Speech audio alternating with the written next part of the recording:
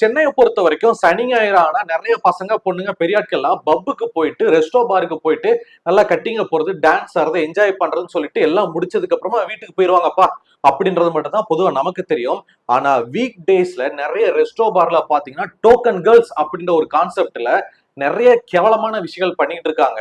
ஒவ்வொரு பொண்ணுங்களையும் செலக்ட் பண்ணி அவங்களுக்கு டோக்கன் கொடுத்து அவங்கள அங்க சரக்கடிக்க வரக்கூடிய கஸ்டமர் கூட பழக விட்டு அவனுங்களை குடிக்க வச்சு அவனுங்கிட்ட இருந்து பணத்தை ஆட்டைய போடணும் அப்படின்ற பேர்ல தான் இந்த டோக்கன் கேர்ள்ஸ் அப்படின்ற கான்செப்டை நிறைய பேர் அந்த ரெஸ்டோ பார்ல பண்ணிக்கிட்டு இருக்காங்க.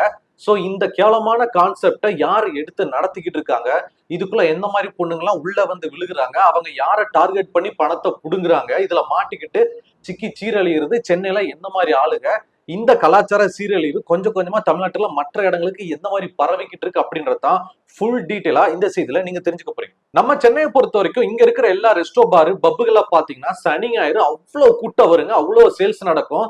சிறுவாபுரி முருகன் கோயிலுக்கு எப்படி கூட்டம் கூட்டமா போவாங்களோ அந்த அளவுக்கு கூட்டம் கூட்டமா வந்து நல்லா குடிச்சிட்டு கல்லால காசு கொடுத்து போவானுங்க.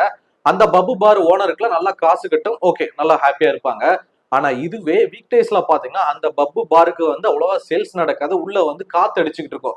ஏன்னா வீக் டேஸ்ல எல்லாருமே பொழப்பு நடத்த பார்க்க அப்படி இப்படின்னு போயிடுவாங்கல்ல, வீக்கெண்ட்ல மட்டும் தான் வருவாங்க. சோ அப்படி வீக் டேஸ்லயும் சேல்ஸ் நடத்தணும் அப்படின்றதுக்காக அந்த பப்பு பார்ல இருந்து ஒரு விஷயத்த கொண்டு வருவாங்க.